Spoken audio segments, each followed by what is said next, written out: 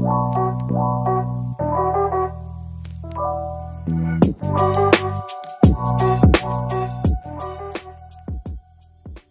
everyone. Welcome to the episode of the White Belt MMA podcast, and it's an absolute pleasure to have him on the show today. I know he's gonna like this UFC Welterweight Billy Goff, who's coming off a big win Contender series. I think what was it about a week and a half ago, 2 weeks ago, or something around there. Pretty much like a week and a half. Yeah, Yeah. So Billy, I mean, first things first, man. How you doing today, my man? it's pretty good. It's beautiful weather. I am in the UFC, as you say, and we're doing an interview. It's a good day. Can't ask for too much more. Yeah, 100%, man. And dude, I'll be honest, because I'm from Massachusetts, so as a fellow New Englander, man, seeing you, pretty much, represent on the big stage, that was awesome, man. So, you know, let's talk about the fight a little bit, right? Obviously, you got dropped right after, the first couple of seconds, but then you came back in dramatic fashion. But before we get to that point, right? Tell us about a little bit about when you arrived on fight week, right? Because obviously, in other interviews, they probably asked the same thing to you, right? Saying that, oh, like, how did it feel knowing that Dana White was kind of going into that week, kind of a little, hot headed, right? The week prior to that wasn't that good, but just tell us about how the first week you get there, the whole experience, right? You land in Vegas and talk to us through there. Yeah. So we flew out on Saturday, and that was my day. I was water loading, so I spent the whole time on the plane going back and forth from the bathroom. And when we landed, it was nice and hot, which was like, all right, this is good. This will make weight cutting easier. Cut weight easier. I was excited about Dana. So Dana White had that huge disappointment last week, and he was super hot going into this week. He's like, he wants good fights, yada, yada, yada. And I'm the very next fight he gets to see. So that's awesome because I get to make the beginning of the statement. And I did. And I did a good job. I performed and he loved it. So I was pretty excited about that. Going into it, like cutting weight out there, it was different because this is the first time I've ever flown for a fight. I've never flown before. I've always driven. So that was something that I was adjusting to, but flying on planes never really bothered me. So like I don't get jet lag really. So it wasn't too much of a drastic change. The way that I cut weight is I like to do hot yoga. And I had to find a yoga place out there, and I did. And the yoga place was Nova Yoga. They did pretty well. It was very hot in there. It's exactly what I need. There you go. Yes. And what were you saying? No, you're going. The weigh-ins were cool. Like just being out in Vegas was cool. Like, oh shit, like I'm here. Like this is big time. Oh yeah, 100%. So I do have to, ask a little bit there, right? You said your method of cutting weight, you like to do hot yoga. When did you start implementing that into your fight week cuts, man? Because I feel like that's something that I don't hear a lot. So tell us a little bit, how'd you get into that? So I started doing yoga how long ago? My buddy Jake, he's my teammate. He's fighting August 27th up in Plymouth for Cage Titans. So is my teammate Steve Piles. They're gonna kill it up there. But he got me into yoga. I forget how long ago, but the first time I implemented it for my weight cut was against Boleto. It was back in March. But I had started for a while, and I liked it because it makes you feel a lot more loose. It makes your body feel like nimble. Like I can touch my toes more. I can put my on the floor now. So it's great for the body, and I get to lose a bunch of weight. So all I got to do is just do yoga with some clothes on, and I'll lose like 6-7 pounds in an hour. Yeah, that's crazy. I mean, I'm assuming, right? Like, once you started, were you kind of like, damn, man, why didn't I do this like earlier in my career, man? Because this probably makes me a better athlete too, right? Oh yeah, like kids should be doing it. Like people should be doing hot yoga weekly, consistently, like as much as they could. Even if you're not playing a sport, it's good for you. Sweat out all toxins, makes you smell less throughout the day too. There you go.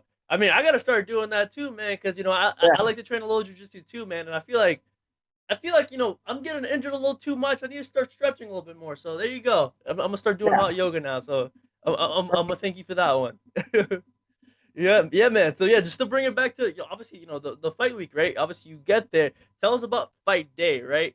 tell us about the process of like, obviously, driving from the hotel to, wrapping your hands on all that. Because I saw in a previous interview that you said that Dana White actually gave you guys a speech right before going out there. So if you can tell us a little bit about that, that'd be great.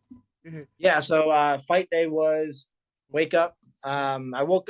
It was nice because usually I wake up pretty early on fight days. I because I have a hard time sleeping the night before, and I have a hard time staying asleep. But this time around, I slept a little bit longer, and that was nice because then I spent less of the day nervous. The only thing was I got up, and it's hard to eat on fight day because you're nervous, and so I had a small breakfast, and that was about it. And then I just spent the rest of the time waiting, trying to loosen up a little bit, stretching in the hotel room. And eventually it was all right, it's time to go. We walked down to the hotel. They took us all over in the whole blue corner over in one shuttle. And as we're driving there, just waiting, then you come in, they show the apex and everything. You kind of run through the doctors and all that. So it was a decently quick process, and it wasn't too bad and a little bit of distracting. The apex was cool. First time I saw it, I didn't see the cage until I got out there. The warming up in the back was nice. They had a decent area. And it didn't feel too different. It didn't feel too, I think it was because I was very like, all right, I'm trying to get ready for a fight. Don't pay attention to anything else. Same thing with like his speech. With the speech he gave, it was to get us all fired up. And it was working on some of the other people, but I was just sitting there like, I don't give a shit what you got to say, dude. Nothing against Dana by any means, but like, I got to fight. I'm getting ready for my fight. Like you don't have to tell me to go out there and fight. I'm going to do it.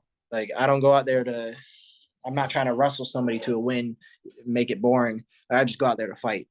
So his speech didn't mean much, and I just kind of was vaguely paying attention. Yeah. Yeah. The warm-up was good. And I remember just sitting there waiting. They're like, all right, you're going on.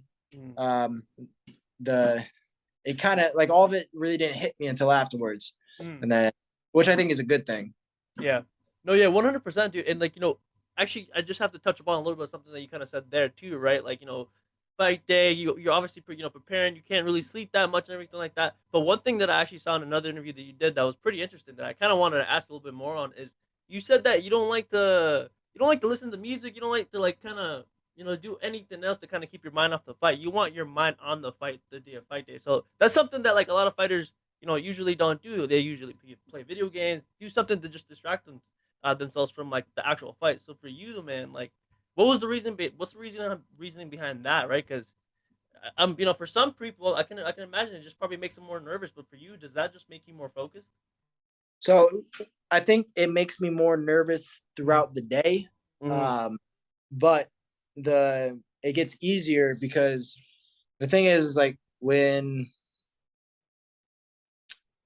anytime you try to distract yourself, if you're bored, if you're waiting for something, whatever, you're trying to distract yourself, and you get away from just sitting still. On fight day, when I try to distract myself, listen to music, play video games, the only thing that really works, and I do it here and there, but it gets hard sometimes, is talking to people. Talking to people helps. It's cathartic. But playing video games, listening to music, drawing or doing anything it's while I'm doing it, I realize that I'm trying to distract myself, and that makes me feel like I'm running away from this, which makes me more nervous. And instead of just, all right, I'm gonna feel all of this, just feel all the nerves, sit and think about the fight and carry all that weight, and eventually it goes away. No, yeah, definitely, man. And that's actually, a pretty cool thought process of, pretty much like how, for you, how you prepare for a fight. But another thing I do have to ask, though, obviously, right? UFC big stage. I know you said that you kind of have to, like, before a fight for you, you kind of sit in the nervousness, you kind of think about the fight. But one thing that I found pretty funny in that same interview that you were talking about is that the lady that was giving you the countdown, right? That like you're about to go on TV, giving you like the 10, 9, 8. Was actually giving you some nerves. So tell us a little bit about that, because I can only imagine for me, right? Like I'm already nervous as crap. Like imagining I'm going out there, right? But then you hear someone actually giving you a countdown. That probably just makes my mind going crazy. So was that the case for you? Pretty much, because so the thing, I'm used to hearing my coach and my corners talk to me. All right, you can talk to me, process it and everything. Yeah. but sitting there and having you're in that zone and you let certain things and you're used to them, but having someone else chirp in and talk to you and you're trying to and you have to listen to it and pay attention is just it pulls you out of your head a little bit, pulls you out of that spot where you're comfortable. So it makes you more nervous because it's too like I don't want to listen to that. Get the fuck away from me. Yeah. No, yeah, 100%. But hey, man, ultimately, you ended up performing right. You ended up getting that contract. But one thing I'm gonna give you props for, man, that I feel like in a bunch of these other interviews they're not giving you props for, is how you played off that like awkward handshake with Larasenko. Because like I saw that and I was like, damn, man, my man got left hanging. So giving you props for that. Yeah, that was yeah, she made a joke later on about it. But I mean, I'm glad that I recovered that way. It's like, oh shit, all right, let's go. Yeah, yeah. Because I mean, I see some other fighters, right? They get left hanging in my lower, and I feel like they just kind of take the L because they just leave it there. But for you, you're like, nah, man, I gotta play this off. But Yeah, yeah, yeah, that was pretty funny. can't stop hanging. If nobody else is gonna give you the respect, you give it to yourself. Yeah, 100%, man, 100%. So, dude, yeah, you ended up getting the contract, right, man? So, my question is here: what was the celebration like, man? Was there a lot of good food out there? You're in. I mean, I don't know if that was your first time in Vegas. Did you get a chance to get a little, a little litty out there or no? So the first time it was my first time in Vegas. uh, The I did gamble a little bit, which was cool. I only spent $20 and I played for a few hours, so that was fun. you win? So I was up like $40, $50, and I bet it all on extra on one hand. And then I went looked and talking to my buddy Austin, and I looked back. We were done talking. The hand was done, and I lost all my money. And so I making any money, but I only lost $20 and I had fun. But right after, while I was cutting weight and before the fight, my teammates, my coach and Austin they were getting Chick-fil-A, Oh, there you go. eating it in front of me and telling me how delicious it was and how salty. And they Wait, were this was just, before you when you were cutting weight? yeah. Oh Uh, God, man, that's just brutal, man. and it makes you tougher. It's good for you. There you go. The and they were telling me how cold their drinks were and all that. So after the fight, I wanted Chick-fil-A. So yeah, I'm going to get Chick-fil-A. So I ate that. I had some bake. I had like this strawberry shortcake thing from the hotel. There you go. Looked a lot better than it tasted, unfortunately, but it still tasted good. So it is what it is. There you go. I do have to ask though, did you get the Chick Fil A with Chick Fil A sauce or no, man? Or are you one of those weirdos that just gets the ketchup or anything like that? No, I do honey mustard. Okay, Yeah, okay, play sauce, but I do like honey mustard or like barbecue. okay. Understandable, understandable. But there you go, man. There you go. So, dude, yeah. So again, you get the contract, right? But it is our first time talking, right? So like the first time I get fighters on here, I like to ask, right? How did they get their story, right? Obviously, we see you at the top right now, right? You're in the big stage, but obviously everyone has a beginning. So for some fighters, they stumble upon the sport. Other people, they get through it through family. So for you, my man, what was your story? Yeah. So growing up, I watched my friend. I was with my. I was never like huge. Like I've never been a good fan of MMA. I've never watched a ton. Even now, I barely watch it, and I'm trying to fix that. But um, the growing up, I watched it with my friends, and I thought it was cool. I was like, oh shit, like this is badass. I remember watching Anderson Silva and thinking like, holy shit, like he's amazing, Mhm. and like oh, I could do that. I'll try that one day, Yeah. and tried it here and there. Like my parents weren't fans of fighting. My dad didn't really want me doing too much. Like he was cool with me training, but he never wanted me to fight. Yeah. He fought a lot growing up, mostly street fights. Um, so he wasn't a fan of it. Mhm. But I thought it was cool. And growing up, I did it here and there. But my main thing was wrestling. So I wrestled, and I wanted to go to college and wrestle, but I ended up not. I did a year at a community college, didn't care for it, so I just ended up working and training. While I was at community college, I wasn't wrestling or doing jack shit. So I was like, I'm getting lazy and fat here. Yeah. I got to do. And so I was like, all right, I'll try training again. And I found a gym that I had gone to when I was younger, Mhm. and it fit. It was great. It was just like wrestling, like that kind of grind, Mhm. that environment. The teammates I had were awesome, so it was perfect to be there. It gave my life a direction. Yeah. And then when I got a fight, I was like, "Fuck! Like, yeah, this is what I'm doing." There you go. So tell us a little about that, right? Like you said, you went back to the gym that you went to like when you were like a little kid. So like, did they remember you, or was it kind of one of those like you kind of had to remind people, be Vaguely. like, hey, I used to come here like 10 years ago. Yeah. Yeah, they didn't recognize me when I first got there, but they have like my coach has little memories, like little bits like this here and there. And I did the same, like not much, because I went there for like 2 months and that was about it. Because I went there in the summer to get ready for wrestling. Yeah. Because my coach is a really good wrestler. But I remember the one like vivid memory I have of when I was there as a kid was people were sparring. They had big gloves on because you Yeah. spar usually gloves, and I only had little MMA gloves at the time, Yeah. and I was doing stuff with my coach, and I said, "Oh, can I do that?" And he's like, "No, you have he's like, "No, you can't. You have to have big gloves or something." And I was like, "Oh, but I have these. I have little gloves." And he's like, "Yeah, we can spar if I can use them too." I Oh was like, God. "No, I'm all right." Yeah. There you go, man. But tell us a little bit about that, right? Like obviously you couldn't spar back then, right? But when you come back, what was that first sparring session like? You know what I mean? Because I'm assuming for you obviously had wrestling in your back pocket, but for the average Joe, they go in their first sparring ever in anything, right? To get their ass kicked. So for you, how was it in there, man? What was it? Did the wrestling in the back pocket help you or no? So when we grappled, wrestling helped a lot. Yeah. Uh, but with striking, like we would do sparring with just striking, Hmm. I would get ass kicked for like the first year. I would only get beat up. I wouldn't beat anybody up. I would just Yeah. get beat up. And eventually it got better and better. Luckily, my teammate Austin, he's really good. His striking's still to this day the best striking I've seen. Like nobody's got the timing and range control that he does. The and getting the shit kicked out of by him has made me a much better striker. So that it took a long time, but it was worth it. No, yeah, 100%, man. And you kind of mentioned it a little earlier there too, right? Like, once you got your first fight, that's when you're like, okay, man, I have a path, I have a direction, I have a purpose, right? So, like, tell us a little bit about that, right? Because you had a couple amateur fights under your belt, but like from what I saw, man, you're facing some tough amateurs out there. So, do you think the fact that like you obviously fought those tough amateurs at first, pretty much prepared you in your pro career? Yeah, that's my whole. That's my coach's shtick. Yeah. Is fight the toughest people you can as an amateur because it doesn't matter if you win or lose, and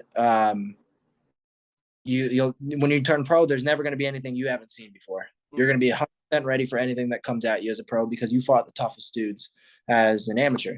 Mm-hmm. Like that's a whole thing with when I was my last fight before I turned pro, I lost, Mm-hmm. and it was against a black belt. Uh, they he like we got offered the fight and he was 1-0 or something. I think he was 1-0. Mm-hmm. And my coach was like, "No, we're not taking that unless you tell me he's a black belt or something." Mm-hmm. And the promoter was like, "Well, funny you say, he's a black belt." Mm-hmm. So that's the only reason why we took it, because we want challenges. We need a good fighter here, good fighter there, good fighter there. This guy's a good wrestler. This guy's a good striker. This guy's well rounded. This guy's a really good grappler. This guy's huge. This guy's really fast. Whatever it is, this guy's super tall. You get to see all these different things, and then you go pro. Nothing surprises you anymore. Yeah, man, and you saw that, man. You ended up being, champ in CES too, right? Obviously, I think you got a title in cage times too, as well, right? Mm-hmm. Yeah. So, Three. dude, so tell us a little bit about that, right? Like you go on this like big run, right? Obviously, before you got to the Contender series, like just tell us about like when in that moment you kind of felt like you was like, okay, man, I'm in my groove now. Like no one in this region can stop me. Well, I thought that before I even fought, Yeah, so yeah. that's not fair. Gotcha. Uh, the but I knew that like when I was after I won the first title and like people started like my name started catching a little more. And then I got the fight for CES. It was like, all right, I'm kind of like I'm the top dog around here. Then I got ranked as number one, and then I got ranked as number one at welterweight or middleweight as well. Um, so I was like, yeah. because I wanted to get into the UFC and I wanted to get the shot, but I didn't know exactly when it was going to come. So I pictured myself, even after the Sumter fight, that I was still going to have to fight on the local scene for a little while until I got my shot. And to me, I was like, all right, well, now who do I fight? What do I do? Like, am I just going to have to sit here and defend my titles for a little bit? So I was at a weird place, but I knew then, especially after I won the middleweight belt, it was like, all right, well, nobody's going to really touch me here. No, yeah, 100%. And like, you ended up getting those two belts too, right there. So like, for you, like, when did the UFC start calling your name, right? Did they end up calling you for short notice fights? Did they end up calling you for Contender Series? Like, what was the deal there? Because I'm assuming after you got the second belt, man, like you said, your name started making waves around the region. So the UFC must have got heard the name and everything like that. So when did they start calling? And yeah, man. Yeah, so I signed with my agency Iridium right before the Sumter fight, and afterwards they were like, they told me like, yeah, we could definitely get you on the Contender Series for the summer. And we might be able to get something before that for the UFC short notice. And they offered me 2 different fights short notice for the UFC before I jumped on the Contenders.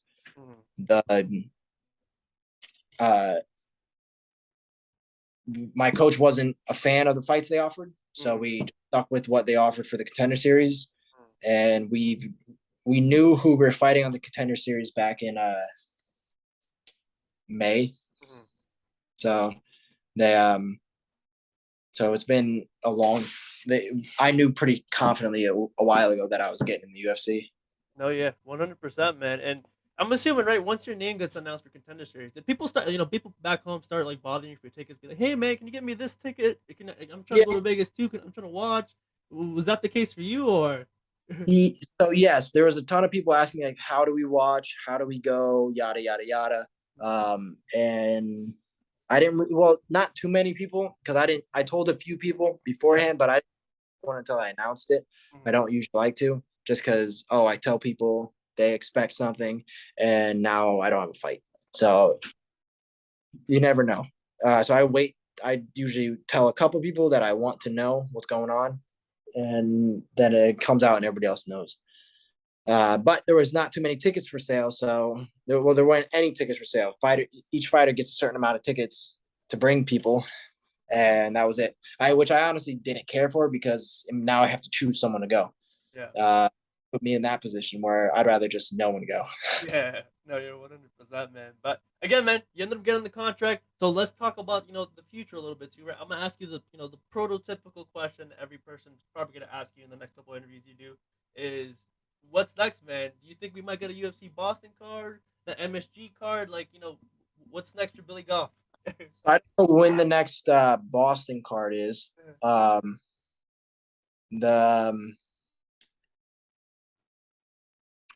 So I don't know if we're going to get any of that one anytime soon. My coach, we would like to go back to the Apex if we get the shot, or I would like to go to Abu Dhabi as well, just because the reason being is because they're small venues, so it's going to take away some of the pressure of the arena. So it's going to be easier to hear my coach, get used to being in the UFC, make it easy entrance. But there's also a card November 12th at Madison Square Garden. That'd be pretty cool. Yeah, 100%, man. And like, plus it's an easy drive from Boston. So again, the whole Billy Goff family and friends are gonna come out and support. Shit, I might even have to buy some tickets, man, because I can't wait to see someone from the region represent. So, Billy, again, man, I really appreciate you doing this, man. I don't want to keep you for too long, right? So, one thing before we go, man, do you want to plug in all your social medias so everyone watching can go and follow you? Yeah, absolutely. My Instagram and Twitter are the same. It's Billiam Goff, like William with a B. Follow me on Instagram and Twitter. Follow my team's page on Instagram, Team Dexter Valley Tudo. You can see my other teammates, my journey on there, my gyms kind of culture there, and you get to see a lot. And we're gonna start. I haven't been great with social media, but now I'm gonna start pumping out a lot more content because I gotta. It's a smart thing to do. The huge thank you to I just signed a year contract with a sponsor, the Cardboard Kids. So a huge thank you to them. but they're been constantly supporting me, and they're going to continue to for a while now. And thank you to you for the time. Yeah, of course, man, and thank you to you, man. But I do have to ask: are we gonna get that YouTube channel, or are we gonna get some vlogs going coming out of here? What's up? I just got to get shit. I got to get everything put together, get kind of a consistent pattern going, and I'm gonna start pumping stuff out. So yes, that is. And also another thing is my teammates Jake Kasky and Steve Piles are fighting August 27th up at Cage Titans. If you can make it, go. If you can't, watch it on the live stream. All right, they're gonna take some heads. There you go. I'll make sure to plug that in down below. I'm actually gonna be there for August 27th, so it's gonna be a fun one. So Nice. yeah, again, Billy, I appreciate the time. Everyone watching, make sure to follow Billy on all socials, follow his team, support his teammates, and once again, to everyone watching, peace.